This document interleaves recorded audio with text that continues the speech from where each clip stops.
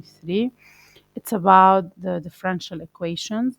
We have three methods to solve differential equations, and we have the last one, the Euler's method, and we have four. We have three forms of the differential equation, plus the last method is Euler's method. The first case, it's when I can separate the differential equation. What does it mean? Let's do an example.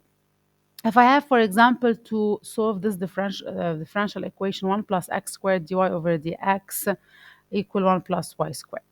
In this case, I can separate. I can take the x's to keep it on a side and the y on one side. So I have dy over 1 plus y squared is equal to dx over 1 plus x squared. I have here one variable, here one variable, so I can integrate the two sides. And now I can say that integral of dy over 1 plus y squared is equal integral of dx over 1 plus x squared. What is the antiderivative of 1 over 1 plus y squared? It's a formula, it's arctangent y. The integral of this one is arctangent x plus c. It's enough to just put the constant on one side. No need to put on each side plus c. And now if I want to find y, so I can do tangent on both sides. So tangent of arctangent, so it's y. Y is equal tangent of arctangent x plus c.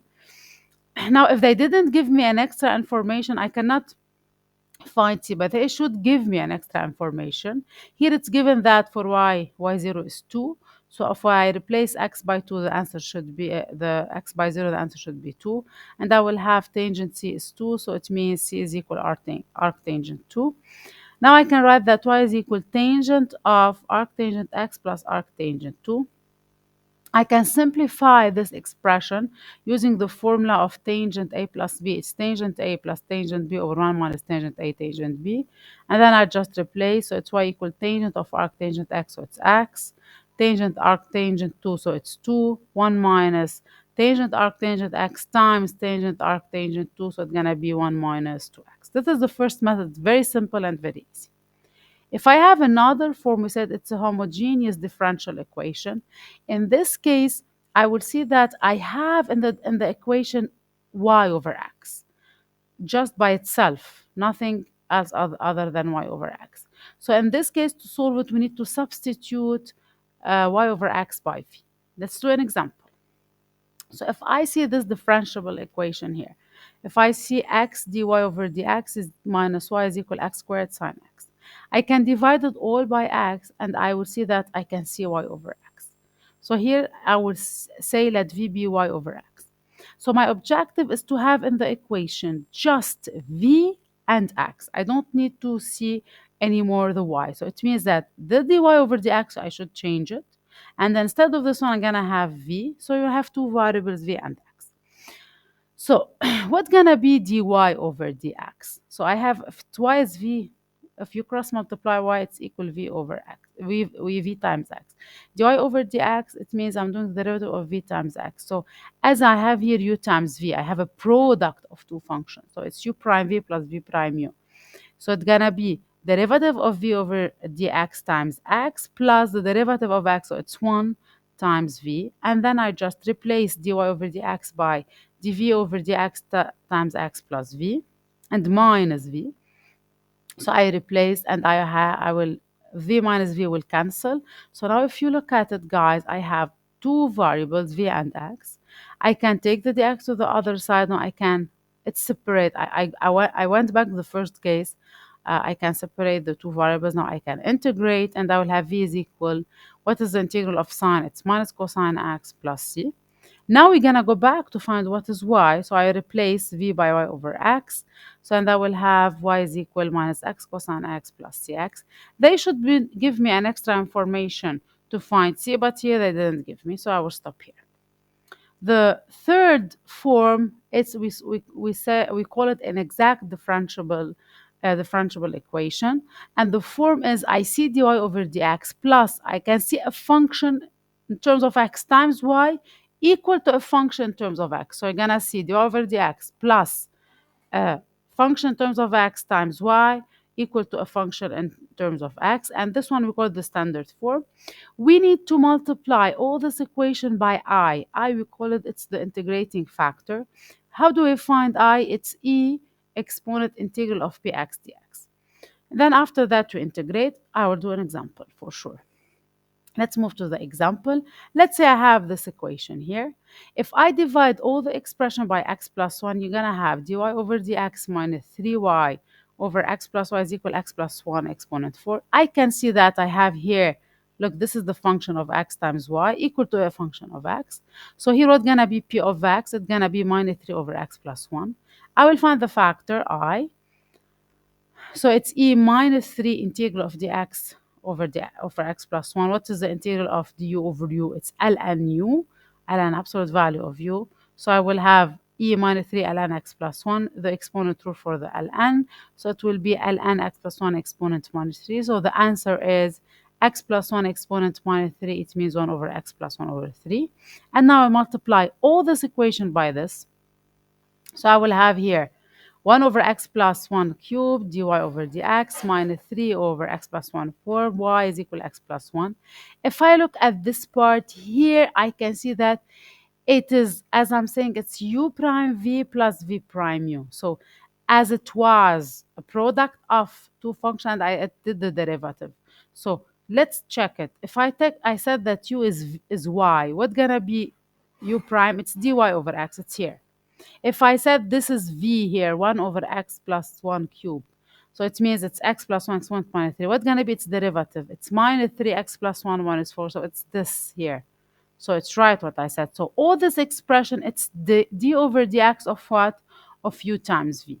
So I will have here, I'll move to the second page. I will have here, so it's d over dx of y times 1 over x plus 1 cubed is equal to x plus 1. Now we integrate. What is the integral of the derivative? It's the function itself. Integral of x, x2 over 2. Integral of 1, it's x plus a constant. And then I will multiply by x plus 1 cubed, and I will get what is y. It's x2 x plus 1 cubed times x2 over 2 plus x plus c. Sure, also to find c, I need to have an information they should give it to me. The last method is the Euler's method for solving. And in this case, I will tell you, use the Euler's method to solve. So the differential equation will be dy over dx. It's equal to a function. I have many steps to follow. First, they need to give me an initial point. And then I need to use the recurrence formulas to find all the points that I need to find by adding for each the step. This one we call it the step. And then we find what is the y, and then after we replace it to find the function. To understand all this, guys, let's do an example. So it's not easy to understand what's written here without an example. So I have this function here using Euler's method with step size 0.1. It means when I say step size 0.1, it means if I start by x0, the second value will be x 0.1 plus 0.1 plus this. So I need to add the step. Approximate the solution to the initial value problem. This is the equation. I can see it. It's d over dx is equal in terms of x. And they gave me the starting point for y. Y0 is equal to 4. So I have first n here. So I'm starting with the rank 0, 1, 2, 3, 4, 5. What is the values of x? The values of x, I will start. What is my first value? It's 0. Then the step size is 0.1. So I'm going to add 0 plus 0.1, 0.1 plus 0.1, 0.2, plus 0.2, 0.3, 0.4, 0.5. What did why I stopped at 0.5? Because here I need this value. So I need to find the value for x equals 0.5. How do we find the y's now? For x0, what is y? 4. Now, if it was here, for example, 1, 3, I will write the first step 1, 3, the first value 1, 3. Now, for x0, y4, we replace it in the equation to find the first value for x0, y4. So I will replace, I will write sign on the calculator 0 plus 4 minus e0, and I got this value. Now I need to find the second y for n equal to 1. How do we find it? You go to the preceding y. I do 4 plus h, yani the step, 0.1 times this one. So that's it. It's 4 plus 0.1 times this one. I will get the new y, and then I will replace x and y, 0.1 and 3.824 in the equation to find the new answer. Then I move on. I need to find the y for x equals 0.2. I will go to the preceding value. I will do 3.8243 plus the step, it's 0.1 times this one. I will get the value. Then I replace x and y in the equation to get the other value. And I will continue doing the same until I reach the point that I need x equals 0.5 and the y is minus 2. Y is 3.0648. This is the question that they were asking about. I can plot all this on a graph. This is x, this is y. You can plot it. And even if I want to find what is y for x equals 0.5, you can do a vertical line here to see approximately what is the value. But when I graph it, I cannot have it accurately 100%. Press our it's 3.1. That's why by calculation, it's faster and it will be more accurate. That's it. Sure, we're gonna do more application in the class, and we can also we will see how to use the calculator to do errors method. See you guys in the next video.